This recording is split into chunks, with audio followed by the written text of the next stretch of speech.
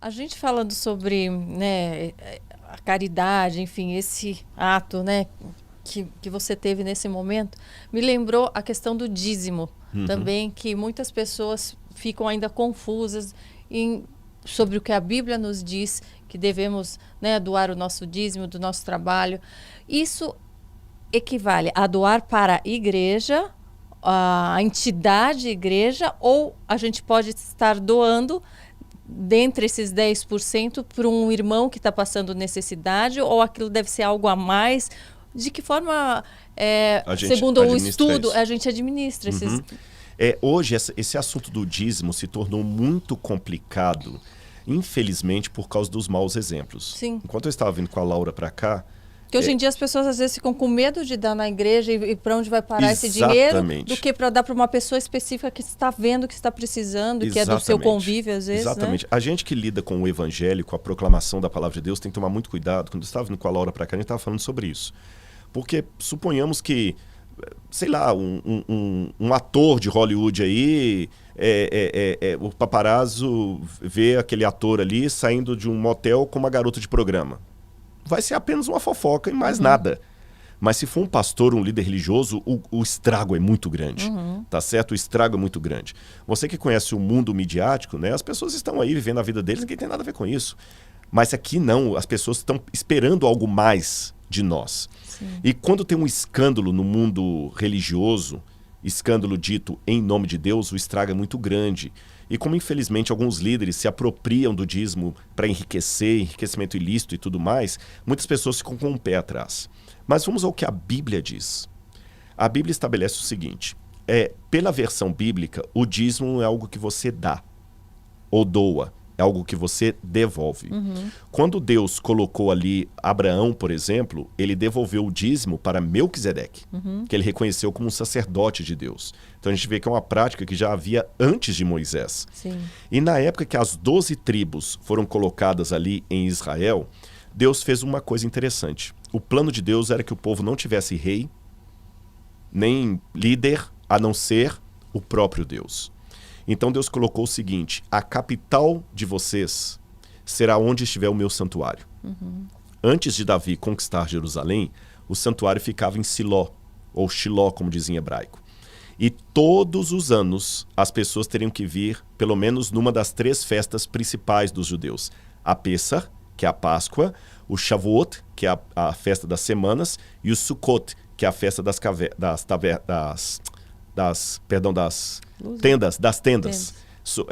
Sukkot é tendas. Eu queria falar tendas, barracas, né?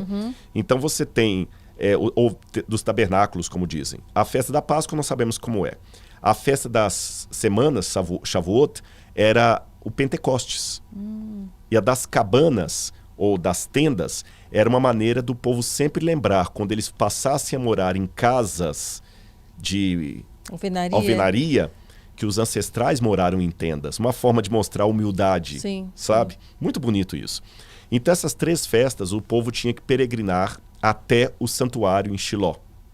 E o santuário devia funcionar continuamente para lembrar as 12 tribos quem eles são, a quem eles pertencem, qual é o Deus de Israel e o significado mais bonito, que era o evangelho em símbolos. Agora, como é que esse santuário deveria funcionar? Ele deveria funcionar com pessoas que se dedicassem 24 horas para aquilo. Agora, levando em consideração que era uma população agrícola... Como que iriam se manter, né, ali? Exatamente. Você tem guerra, você Sim. tem que mandar o filho para a guerra, você tem que colocar pessoas para te proteger, você tem que plantar e colher, isso toma muito tempo. Então Deus decidiu o seguinte, a tribo de Levi, que é a tribo dos filhos de Aharon, a tribo de Levi vai cuidar do santuário. E para que eles tenham tempo para cuidar apenas do santuário, que é muito detalhado, eles não vão plantar nem vão colher. Vocês vão tirar 10% de toda a sua colheita, de tudo que vocês ganham. Na época não havia dinheiro em forma de moeda. A moeda só vai ser inventada lá pelo 8º século a.C. Vocês vão tirar 10% de tudo e levar para o santuário para a manutenção daqueles que trabalham na obra, na tribo de Levi. Então eles levavam de que forma? Levavam em forma de cereais, ou em forma de animais, ou em forma de ciclos de prata. Quando alguém vendia, porque os ciclos de prata eram pedaços de prata que pesavam numa balança. Então é como se eu falasse assim, Karina, eu quero comprar esse tipo óculos. o quilo do ouro. Que Exatamente, a gente Quanto que custa esse sofá? Esse sofá aqui custa 300 gramas de prata. Aí eu pego 300 gramas de prata e te dou pedaços de prata. Depois inventaram a moeda. Então as pessoas deveriam levar para manutenção. E os da tribo de Levi, para não se enriquecerem, eram os únicos que não tiveram uma terra para eles. Eles viviam sustentados dos dízimos que os outros davam.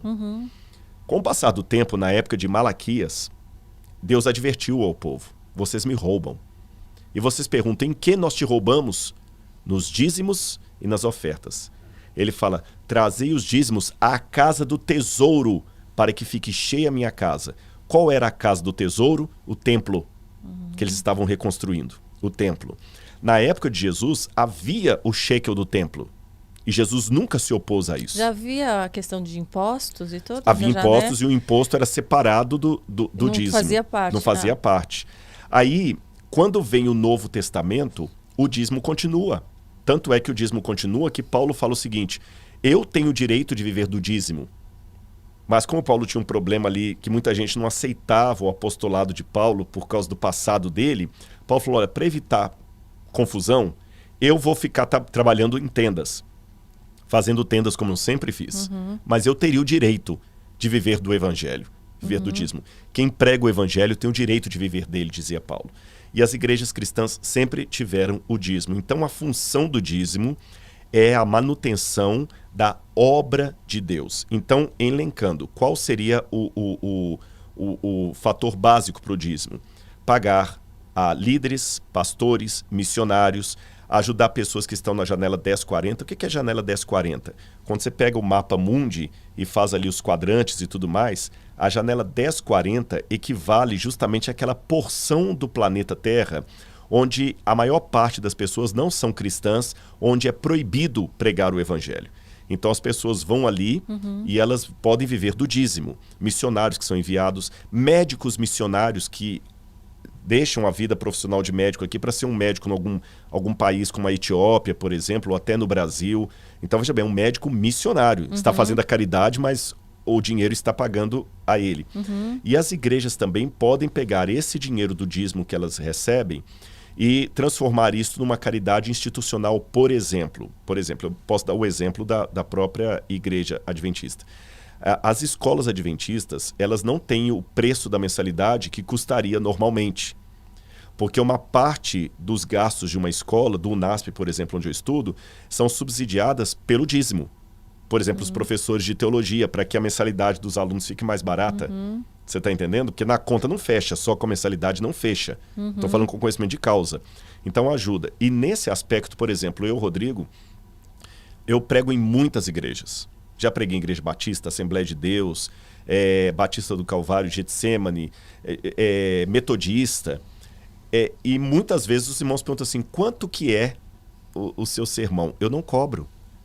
A única coisa que eu peço para ir pregar lá é a passagem de avião, se for um lugar longe, ou a gasolina do carro, se for um lugar que dá para ir de carro, e um hotel para ficar, para você ter um pouco de privacidade. Mas eu não cobro. Às vezes, ao caso de algum lugar ou outro, alguma igreja dá uma camisa de presente, alguma coisa assim, mas não faz parte de eu sou proibido até pela igreja de cobrar. Mas e daí como que você vive? Como você paga aí que é o as suas interessante. coisas? Como nós temos os dízimos, pelo menos o sistema que eu trabalho é assim. Esse dízimo ele tem uma divisão? Tem uma divisão. Acontece assim. Esse no formato adventista, mas há outros formatos, tá? Sim. O dízimo não fica na igreja local. Então você tem uma igrejinha lá em Bode de Dentro, na cidade de Bode de Dentro. Uma cidadezinha desse tamanhozinho que tem meia dúzia de pessoas, tem uma igreja lá. O dízimo daqueles irmãozinhos simples ali não fica ali. Ele vem para uma associação. Sim. As associações são regionais. Então tem a Associação Mineira Central, a Associação Paulista Leste, Paulista do Sul, etc. Os dízimos vão para essa associação.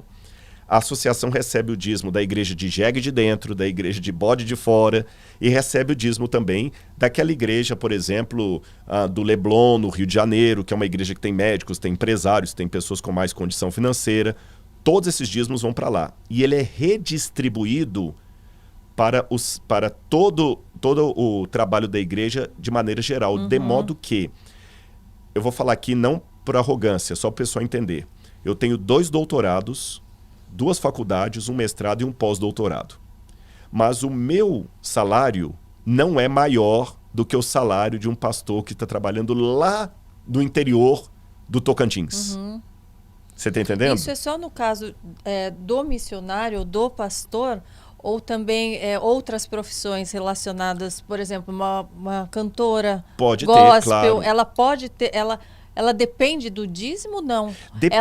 Ou ela pode cobrar pelo trabalho dela? Aí depende, aí tem uma diferençazinha. No caso dos pastores ou líderes da igreja, por exemplo, às vezes tem um contador que ele está trabalhando na obra. Sim. Ele é um contador da igreja, de dedicação exclusiva.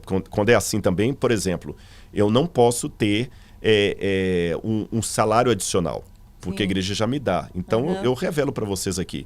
Eu faço consultoria para uma rede de televisão que não é adventista, para novelas, e o salário que essa rede me paga é maior do que o salário que eu recebo da igreja adventista, mas eu devolvo 100% para a igreja. 100%, não ficou nenhum tostão.